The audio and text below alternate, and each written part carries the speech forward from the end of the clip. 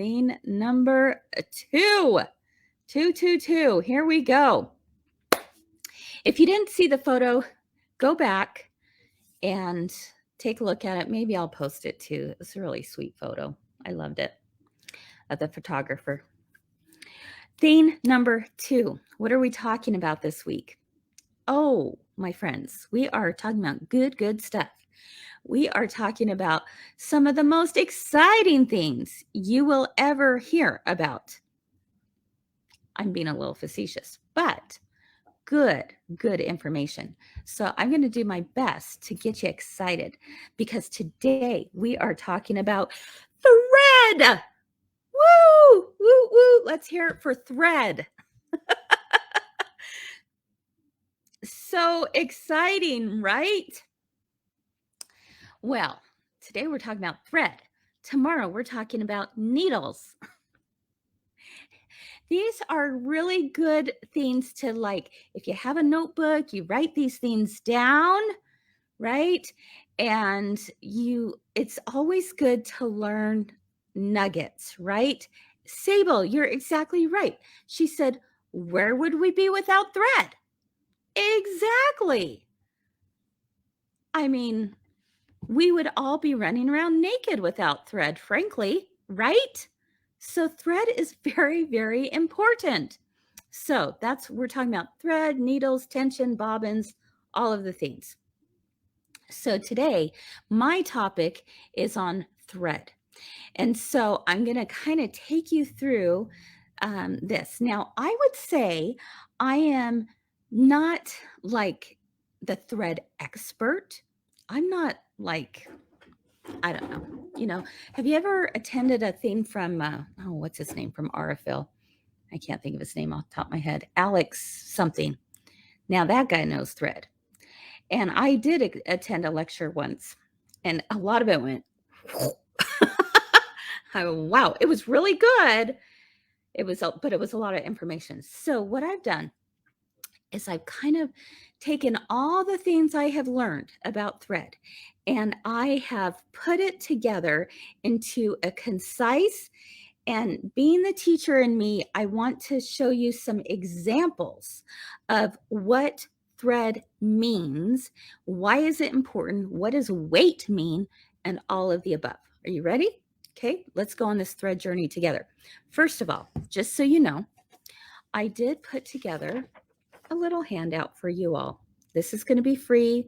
It's under deal of the day, and it's free for everyone, and you can print it out and be able to put it in your a filing cabinet, or if you want to print it out and put it by your machine, that's fine too. In fact, I loved this size, but then I was like, oh, you could print out on big paper too if you need a big one. There you go. So yes, Patsy, there's a handout, and it's a handout for everyone. So I'm going to take you through 5 things you should know about thread. All right, we're going to talk about it, and I'll do my best to answer your questions too. So first thing, what does the fraction on a spool mean? Anyone know? Let's take an example here. Okay, guys, it killed me to do this, but I went to Walmart today and bought some thread because I needed to show you some things and some differences. But how many times have you seen this little fraction? Some people think it's like a fraction, but it's really not a fraction. So this is Walmart's all-purpose cotton 50/3 weight. Okay, so what does that exactly mean? What is 50/3? Have you seen that? Or if you've seen 60/2 or 30/3, okay, what that means, Judy, you're right. Ding, ding, ding, ding. Correct answer, my friend. That means it is 50 weight, 3 plies. Okay, 50 weight, 3 plies, or strands that are twisted together. So that would mean this is a 50 weight with 3 plies. Well, what does that mean? What do plies mean, right? Well, you guys got it. Okay, 50 weight, 3 ply. So when you see a fraction, that's what it means. Don't think of it as fractional quantities. Think of it as two different pieces of information. You have 50, that's the weight. We're going to talk about weight in a minute. And then 3 is the ply. Yeah, Laura says it's kind of like yarn, right? So obviously, if it has more plies, right, it's actually going to be stronger. So the more plies equals more strength. More plies, more strength. Seems to make sense, right? So this is a 50 weight, 3 ply, more strength, but it is an all-purpose thread. Okay, let's see. It does take me a little bit of work to pull that apart. Now I'm going to take an Aurifil one. Aurifil, 50 weight, 2 ply. Not as strong, but we're going to talk about that in a minute, okay? Okay, I'm going to do that. I can break it a lot easier. So if you want something that is really, really strong, you go the higher ply, all right? But not all browns are created equal. Yeah, Mike says toilet paper, Allison, 2 ply. Quilted, thank you very much. All right, so that's the first thing that I'm teaching is that when you see a fractional quantity, it's really not a fractional quantity. It is 50 weight, 3 ply. All right, so next up, thread weights. Thread weights. On your little handout, I put a scale. There's a really important reason. The higher the thread weight, the thinner the thread. This is where a lot of people get confused, okay? The higher the thread weight, the thinner the thread. And I put on here, don't we all wish our bathroom scales did the same? Oh, it goes up higher? No big deal. It means I'm thinner. No, not quite. It's the opposite of the bathroom scale. So I want you to remember that. I want you to remember that if you've got a 12 weight thread and you have a 50 weight thread, which one is actually thinner? 12 weight or 50 weight? What do you guys think? Okay, if the rule of thumb is that it's the opposite of a scale, which one is going to actually be thinner? 50 or 12? Bingo! If you guessed 50, you are correct. The 50 weight is actually thinner. Now, why is that? Okay, why is that? How does that make sense? Let me illustrate something for you that may make it sink in a little bit more. Okay, if you think that a 12 weight thread is heavier than a 50 weight, it's because it's denser. All right. So what do we mean by dense? We mean fuller, right? Stuffed in there. Don't let this confuse you, but it actually would take case. How do I say this? Okay. The number comes from how many kilometers it takes to equal 1 kilogram. Okay, so stay with me here. So the number comes from how many kilometers it takes to equal 1 kilogram. So I was trying to think this through and going, how would this make sense to people? So I grabbed baker's twine and I grabbed a thicker silky yarn. This is just for illustration purposes, all right? So if let's say that my hand is a kilogram, right? How many times, and I wrapped this around my hand because I was just like 1, 2, 3, 4. This would be, it took me 30 times to go around my hand. This represents 30. It took me 12 times to go around my hand. 12 times, 30 times. What's going to fit into that kilogram faster? It's going to be the 12, right? The heavier one. So that's why the lower, yes, 12 weight is actually going to be thicker. Okay, 12 weight is going to be thicker than a 30 weight or a 50 weight or whatever it might be. Does that make sense? It only took 12 times around my hand to get to this kilogram.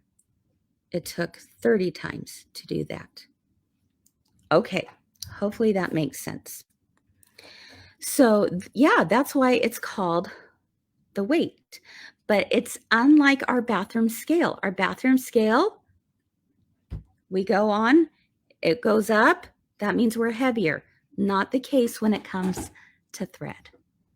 All right, so if you can think of it that way, actually the higher the thread weight, the thinner the thread. Higher thread weight, thinner thread. Remember this example, and that will make a lot more sense. Okay, next. Weight does matter when stitching. Okay, let me give you this example here. Years ago, I remember I was teaching a beginning quilt class. And I had these brand new quilters in my class, and there's nothing more that I love than teaching brand new newbies, right? It's so rewarding to me. So we're working on the 1/4-inch seam, and we're doing our test outs to get our perfect 1/4-inch. We pull it out, we press it, everyone's pressing it the same way, everyone's cutting it the same way, and then they measure. And there was this one gal who it just was not working.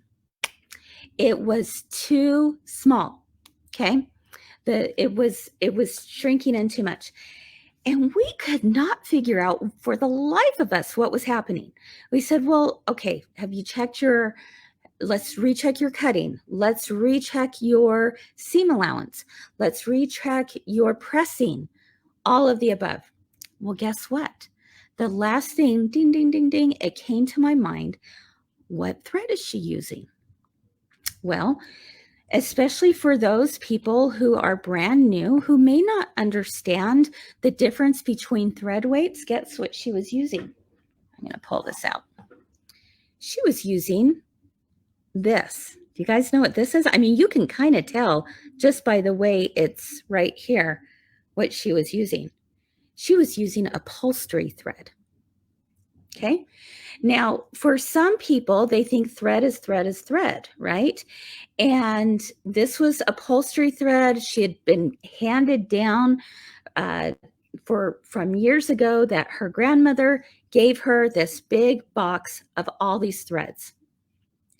So thinking thread is thread, she pulled one out. She was using upholstery thread. Now let's try and break that baby. Can't do it. I really am trying, I promise. I can't do it, okay? This is thick thread. Thread takes up space. I want you to remember that. Thread takes up space. So you've got a thicker thread, and yeah, your seams are not going to go nice and flat, okay? Your points are not going to match up because it's simply too thick. You can't, there's nothing else you can do, right? So this was not the best thread to use. She felt so bad. First of all, she was embarrassed. I said, there is nothing to be embarrassed about. Nothing. Please, please do not be embarrassed, because this is something we've all gone through. Even myself, I used to think, no big deal. Thread is thread is thread. Same with needles, which we'll talk about tomorrow, right? I said, there is no reason to be embarrassed. Let me give you, I had like an extra spool on hand. I said, let me have you try this thread out. And I gave her my very favorite thread, which is Aurifil. Okay. And so she was able to relax a little bit more, and she went to the machine and she did it, and it worked out phenomenally, right? I was so proud of her. I was so excited for her. And she was so excited. She was so happy. And it was like everyone cheered, because That's all it was. It was as simple as changing out the thread. That's all. Okay? It didn't mean anything that she was not qualified to be there. It didn't mean that she shouldn't have been there. She had every right to be there. My goodness. We just have to know what the right tools are, right? So it made all the difference, and her blocks turned out beautiful, and I couldn't be happier for her. So thread takes up space. Thread makes a difference. So let's now talk about what are the most common weights when it comes to thread. Again, I have all of this listed here for you. Okay, the ones that those of you who are quilters, piecers, what your more commonly go-to threads would be 40 weight or 50 weight. Okay, machine embroiders, same thing. Long arm quilters, same thing. Okay, 40 and 50 weight are the most common. You will see 40 weights will be more machine embroidery or for long arming. Doesn't mean you can't use them to piece, but let's think about it. What's going to be heavier, 40 or 50? The one that's going to be heavier is 40, right? That 40 weight is going to hold up better to a lot of, right? When we think about how much is the embroidery machine is going fast, that long arm machine, right? 40 weight is pretty much your standard, right? And then 50 weight is lighter. So that's what we love to have for when it comes to doing our piecing. All right. So the medium weights, usually 40 or 50. Fine weights, what are those numbers going to be? Fine weight is going to be between 60 to 100. Have you ever pieced with 100? Oh my goodness, you guys. If you have any issues with piecing, things just not laying as flat, and you're sure the cutting is correct, and you're sure your 1/4 inch is correct, but maybe it's a very, very intricate block, go for 60, go for 80, go for 100. You can totally do that. Now, at our stores, we have 60 weight and 80 weight. We don't see 100 as common, but 60 and 80 are really nice. Those are the fine weights, anywhere between 60 to 100. So if you are going for something that doesn't stand out as much, it's going to actually melt into your fabric a little bit more, go for those finer weights. 60 to 80 is the more common. Here's another thought. If you are doing a lot of heavy, dense quilting, little spaces, micro quilting, okay? Micro quilting is when you want to use 60, 80 weight threads, 100 weight threads. But I will tell you that you will have a softer feel to the quilt if you will use the finer thread weights. Okay, so you could do lots of really heavy, dense stitching, use the finer thread weights, and your quilt is going to be just a lot softer, have more give to it, and because it takes up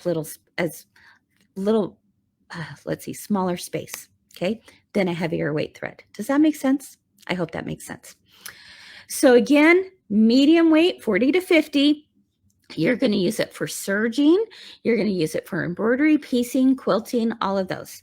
Fine weight, you're looking at 60 to 100. You're going to use it for micro quilting, small lettering on machine embroidery. Okay.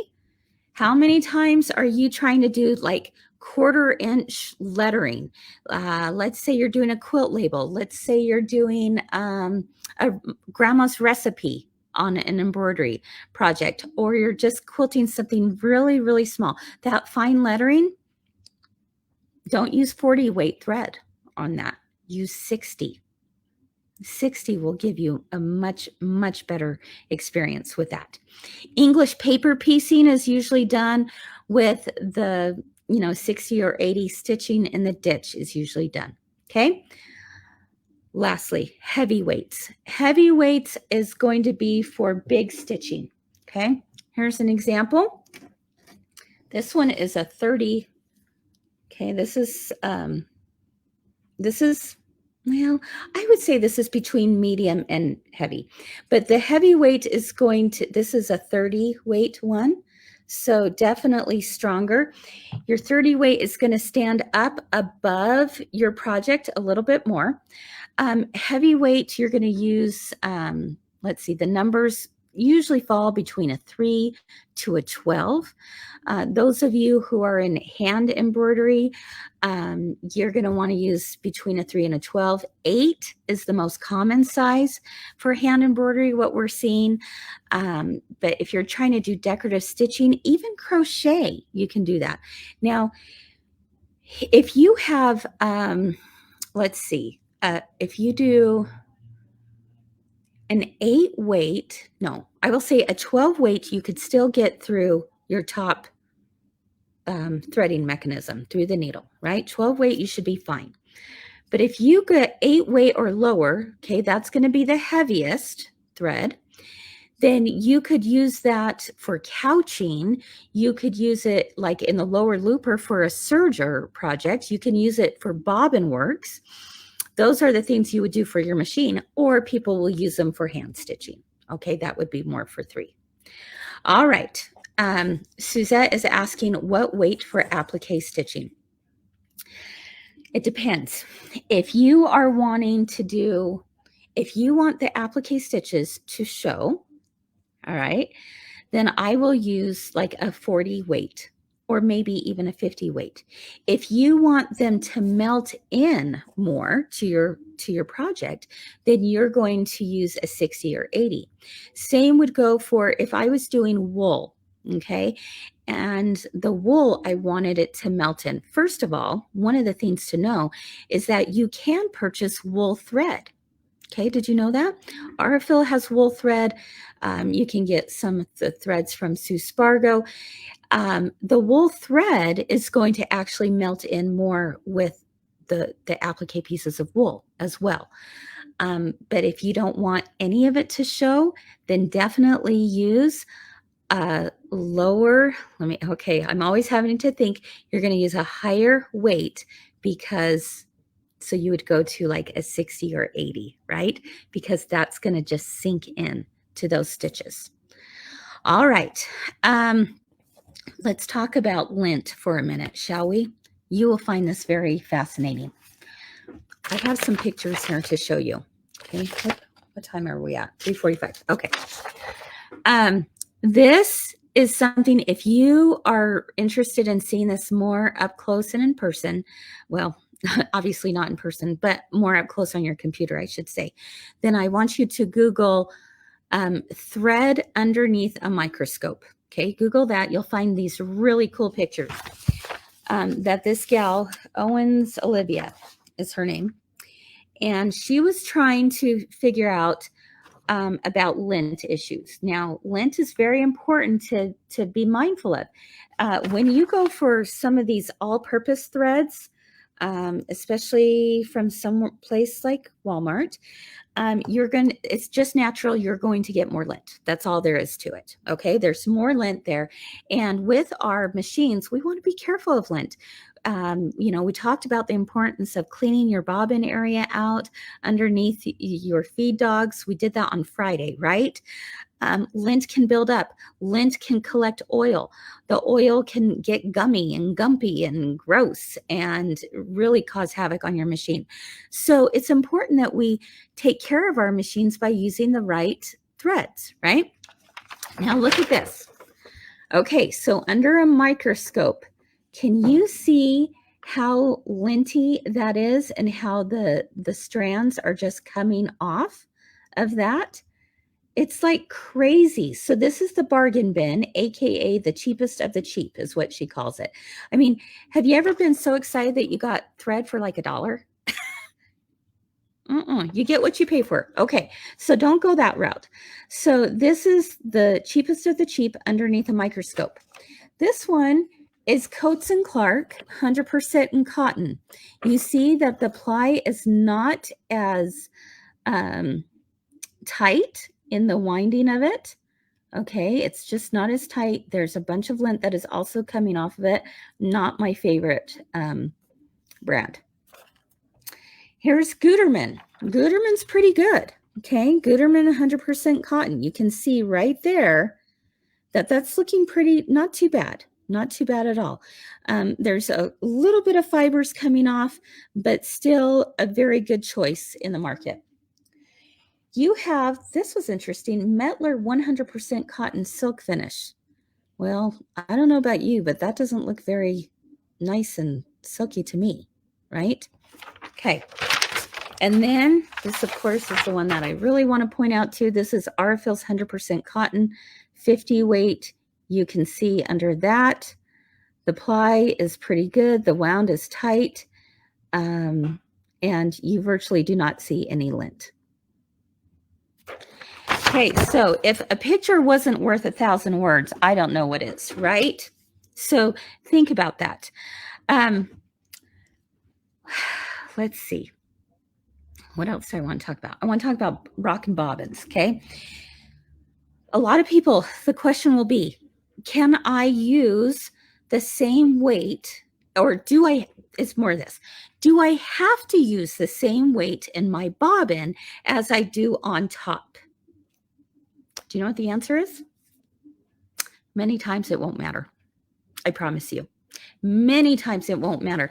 I find in sewing, I probably have the best results. It's most ideal if I have the same weight on top as I do on bottom, okay, when it comes to sewing.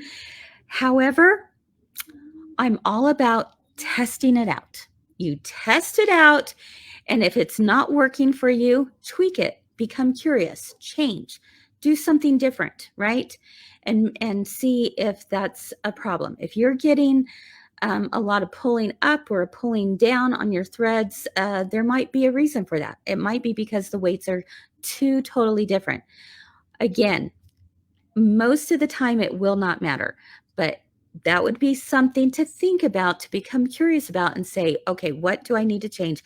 Let me change my thread weight. Now, when it comes to machine embroidery, I tend to have this differ just a little bit. For example, if you want to do lace, I would recommend that it's the same weight on both sides, okay? It's going to be showing through on both sides. I want it to look the same on both sides. So if I'm doing freestanding lace, that would be it. Other embroidery, you want the bobbin, you want that thread to pull to the back, right? So if you have 40 on top, which is what's ideal, then it's best to use a 60 or a 90 weight in the bobbin. This is when it comes to machine embroidery, okay? That is what I have found, okay? But there you go. Debbie says, sorry, but I actually find RFL quite linty. Maybe it has been for you. I don't know, Debbie. But if you were to take a poll of 100 quilters, that everyone sees it a little differently, and if it's too linty for you, try something else. That's okay. That's all right. But I have found RFL to be actually really, really nice, and most designers now use RFL. But if it's not working for you, that's okay. Use something else. That's totally fine. Okay. So one of the things that I probably want to end with this thought. A lot of people will look at RFL and say, oh my goodness, it is so expensive.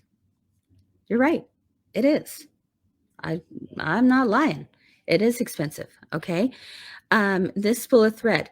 But what I want you to remember is that it is a very, very good quality. It's fine, but it's strong. It's 100% cotton. But this is the thing. I went to Walmart and I bought 3 of these. Guess what? Same price.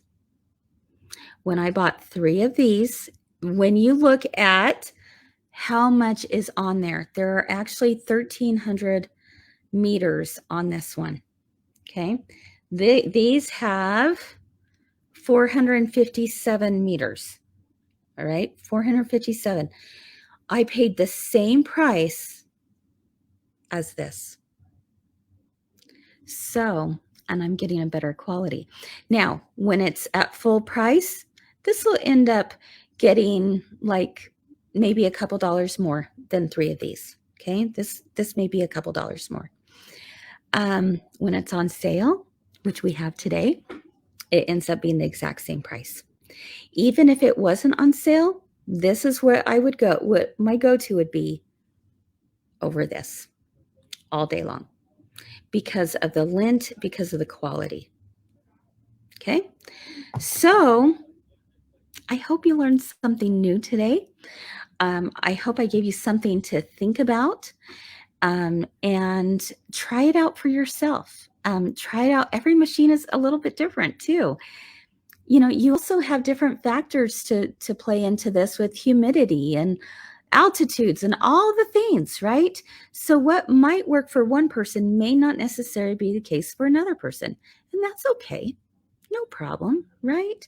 So it is just kind of an interesting experiment. I'm all about experimenting with things and trying them out and seeing what works and what might not work.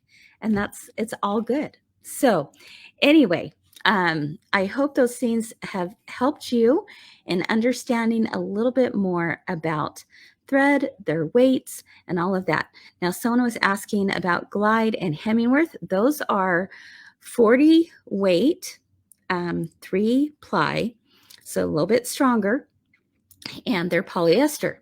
So a lot of people say polyester or rayon. My go-to is polyester. I love the polyester. I love the look, the feel, the sheen. So that's my go-to, but it doesn't matter. It used to be, the case used to be that rayon was, you had a whole lot more choices in colors, but that's not the case anymore. Polyester is really, really good and can do wonderful things. One more thing also. A lot of people will say, well, if you are doing cotton, shouldn't you have cotton thread for quilting? It depends on how much of a purist you are. It's totally fine. Now you can get a polyester wrapped cotton, so which is going to make it stronger, but you still have the cotton. I kind of am under just kind of the rule of thought that, you know what, I'm just going to use what's strong, right? Yeah, Barbara says rayon threads tend to fade. Yeah, they're not color fast like the polyester. So that's, again, another reason why I go towards the polyester. Debbie says she's always used Metler, and that's what her quilt shop carries. If it's working for you, that is wonderful. I would say my top 3 brands when it comes to the sewing threads would be Aurifil, Gutermann, and Metler. Okay, so any one of those is going to work really well for you. All right. But again, play around with your machine, see what's working, what might not be working. Okay, and learn something new about thread. It's fascinating. I find it very, very fascinating.